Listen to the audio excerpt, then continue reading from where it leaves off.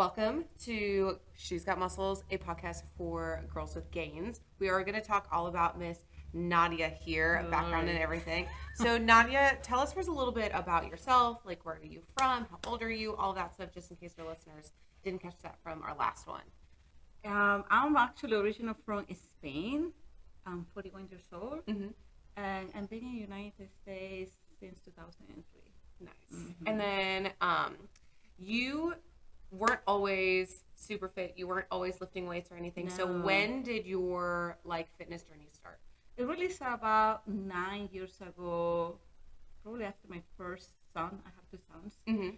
I was getting a little uncomfortable how I was looking after you have a baby. You don't feel like the most confident. Yeah. So I honestly just start running. Uh-huh. Running. And you've done a Wow. lot of 5Ks. Yes. I've seen all your medals in her house. She has a bunch of them.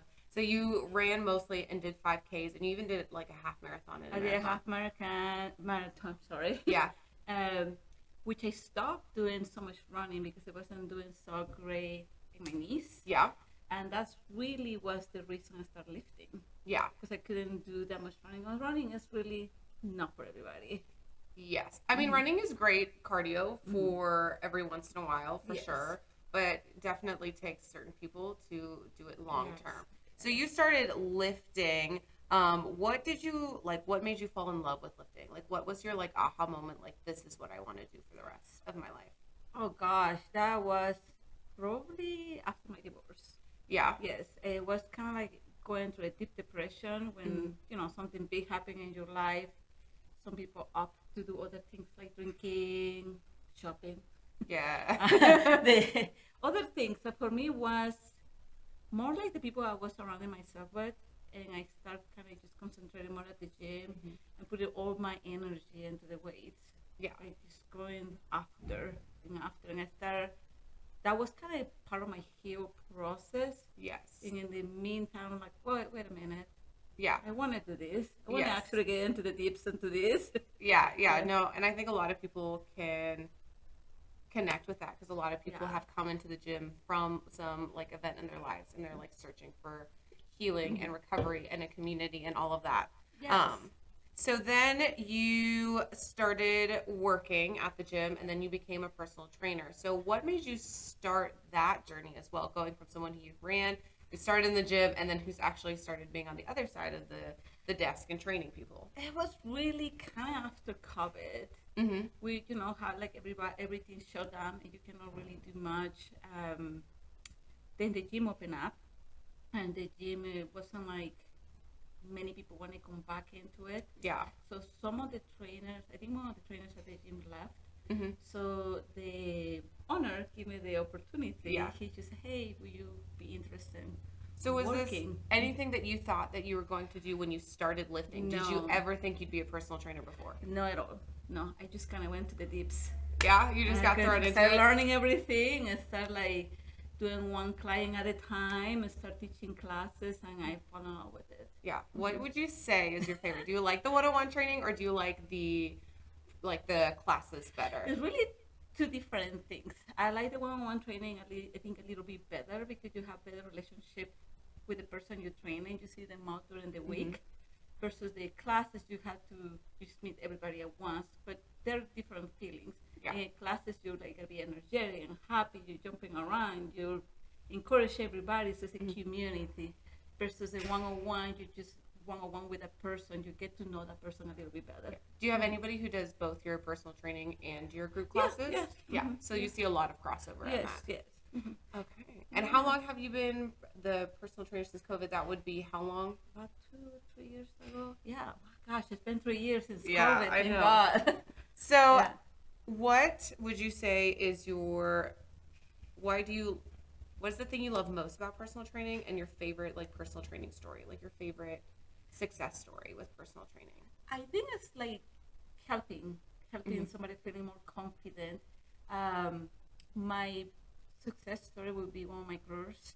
She had lost about 100 pounds. Yeah, that's our girl Brielle. That's our girl. I know that girl Yes. for sure. We'll definitely bring her on the podcast because 100 freaking 100 pounds. And it was a short amount of time too. It wasn't too. For her it was about 2 years. But still for 100 pounds. 100 pounds legit lost. Not with those crazy diets. Yeah. Which we're gonna talk about. Yes, in the podcast. absolutely. It's just she's doing everything the right way and she listens. Yeah. So it's just really cool to see like the confidence that it's been showing on her and how she walks now to the gym. Like when she started, she was scared to touch a weight or be around people. Now she owns it. Yeah. She doesn't care who's there. She goes and do the thing. Yeah. And with I know we talked about like Brielle's weight loss, like 100 pounds. When you started running, you were very, very small. Like you were very, very lightweight. And I know when you start in the gym and you're trying to like lift heavy and all of that, you kind of have to gain a little bit of weight. Yeah, listen, I was that girl whenever I came to United States, the smallest the better. European culture is the skinny, back in the day, no anymore. Yeah. If the skinnier you are, the more modeling figure you're gonna look. It wasn't like muscles here or booty or any of that. It was the slimmest you can be. Yeah. So I weighed 98 pounds when I came to the United States. Dang, I don't think I weighed that much since I was like 5. So was that mentally tough on you, gaining weight in a healthy way, or? I don't know how to explain it. You go through seasons. Yeah. Because you see yourself very small, and then you know that you need to gain weight the right ways, and then you see the scale, which probably we're going to talk at some point. Of this podcast. Absolutely. We'll talk about everything. It kind of like mess with your brain a little bit.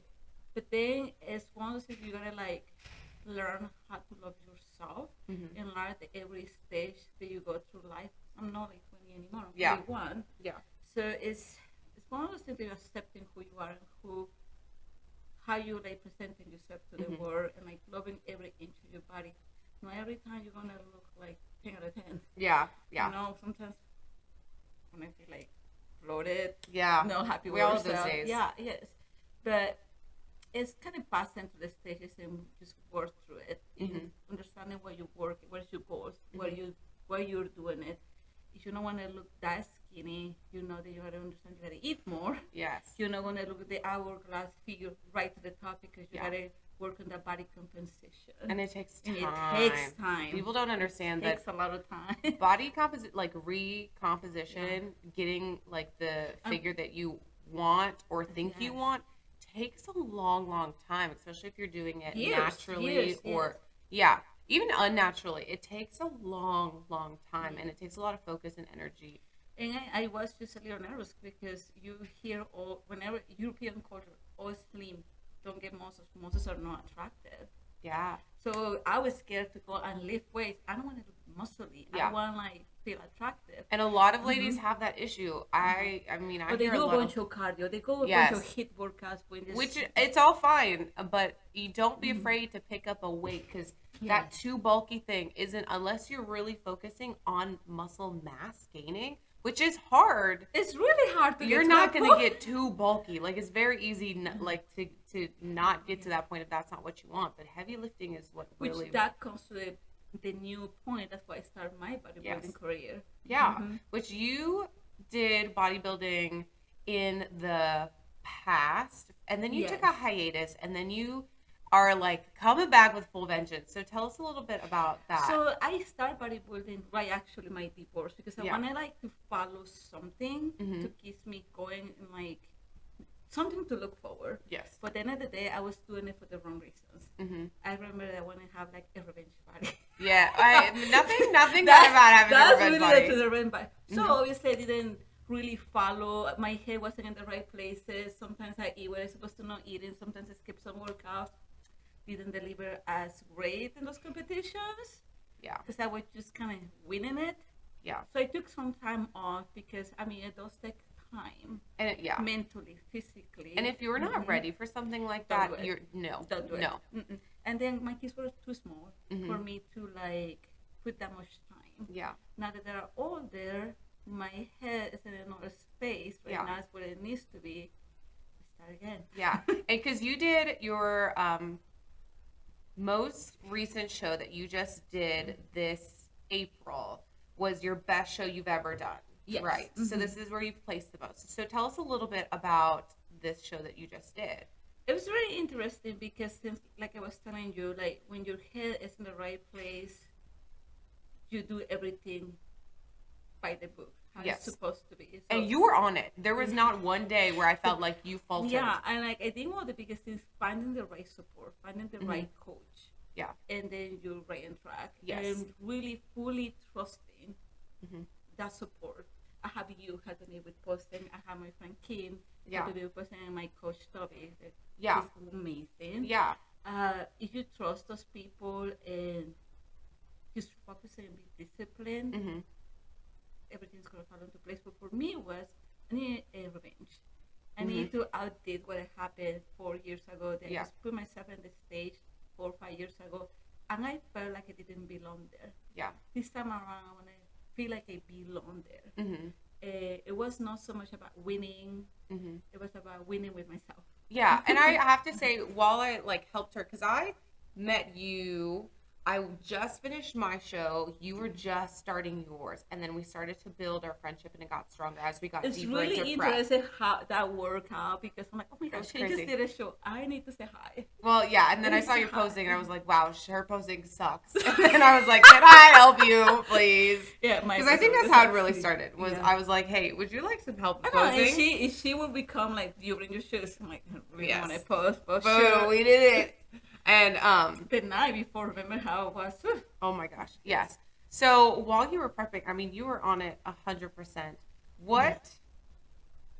And I mean, you every time I talked to you, you didn't talk about wanting a certain place or wanting to win or wanting medals. You just wanted to be on stage and to follow this process because you fell in love with the process. I saw you as you from where you started to like when you walked on stage, and even after, like I saw you fall in love with the sport like more and more every day, and doing it for the right reasons of you loved the routine, you loved the lifting, you loved the community, and you just downright loved bodybuilding. The discipline they brought you because it's not just the whole prep, it's make your whole day, how you prepare your whole week. It's more structure. I love a structure. Yeah. I need to have a structure in my life. So prep, believe it or not, give me structure in my personal life. Yes. Because you have to put your meals. You have to plan your day around your meals. So you make sure everything is packed the night before. Yes. And it's actually easier than thinking, oh, what am I going to have for lunch? I know what I'm going to have for lunch. It's in my lunchbox. Yes. So when you got closer to stage or on stage, what is your favorite memory or day of the event? Seeing all my friends cheering for me. Yeah. That was so cool. That was amazing. Yeah, because you got there. We actually got there. I hitched a ride with the crew. It was you, and then Tiffany was also competing. We'll have her on. She's a figure competitor. Yeah. Coach went along, and then there were some other people. Brielle came later. Yeah, I think so too. It was because I had two boys now. One is one's 15, the other is 11. So they told me, do not post anything or tell anybody until you FaceTime us first. I think I was so anxious. I need to go call them. I need to FaceTime, and I cannot post anything. I cannot tell anybody. And seeing their faces, do you really win? That was really cool. Yes, and for everybody, she was in bikini. She was in open. Just open in her height category. She was in Masters, Novice. You were Masters 35 and over. Yes. You were in Novice, and I forgot a little bit. You weren't in 45 and over because you're not 45. You're 41. Don't make me older. I think you were just in the open category. I think you were in Novice, and then you were in too because I got 4. Novice Masters. No, it's so you were Novice, the normal, and you got. Remind me your placings. I got 2 first places. I'm pretty sure it was in my older category. Yeah. And then I got a 3rd place and a 4th place. Yes, which is really, really good. 4th place, I think, is where I got the open because I was competing with the youngers. Yeah, you're all age groups. That was one of the toughest things to do as a 41-year-old woman competing with the 20s or hormones or genetics, all of that places. Yes. So it was kind of cool to say, And bikini bikini is, for anybody who doesn't know, one of the biggest categories in hardest. bodybuilding.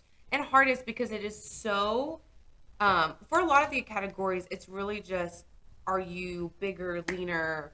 You know, it's very pretty black and white per se when compared to bikini. Bikini is very opinion based in what the judges are looking for. They do have a standard, but I would have to say it's one of the hardest categories. And you were competing up against like 20 plus women at the end of the day. Like there were hundreds of bikini women across all categories. They're like, yes, they were all beautiful. Yes.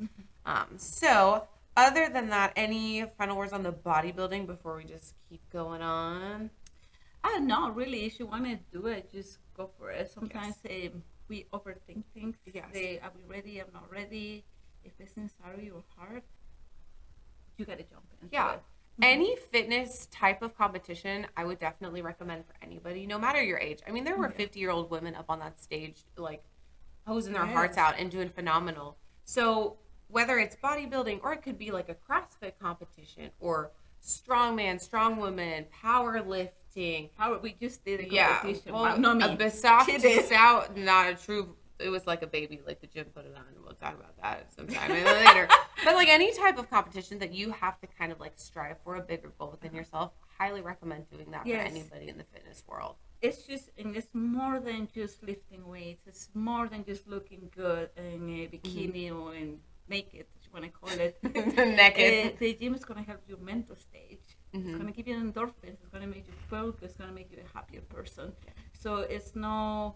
I think a lot of times people, they don't understand the gym life. They see us as shallow. Yeah. It's not really that.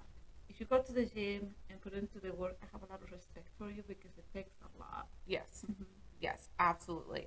Well, our parting words today will be, because you are a mom of 2 boys. Yes. What is your advice to all moms who are probably so busy at home? Because we hear it all the time. Yes. Super busy. The kids are busy. Schedule busy. How do they make time for themselves to be fit and healthy? Like, if you want it that bad, you're gonna find the time. Yeah. It's people that get up at 4 a.m. in the morning to hit the gym. It's people that come here at 10 p.m. to get your workout done. Yeah. Put the kids to sleep. Come to the gym. Or come before the kids wake up. Come to the gym. If you want it bad enough, you're gonna find the time. Yeah. If you cannot go to the gym, find a set of ways to do it at your home. Yeah. Do some videos. Yeah. A lot of people have done that. Videos on, it's not really should be an excuse. If you want it bad enough, you're gonna find a way. Yeah, that's awesome.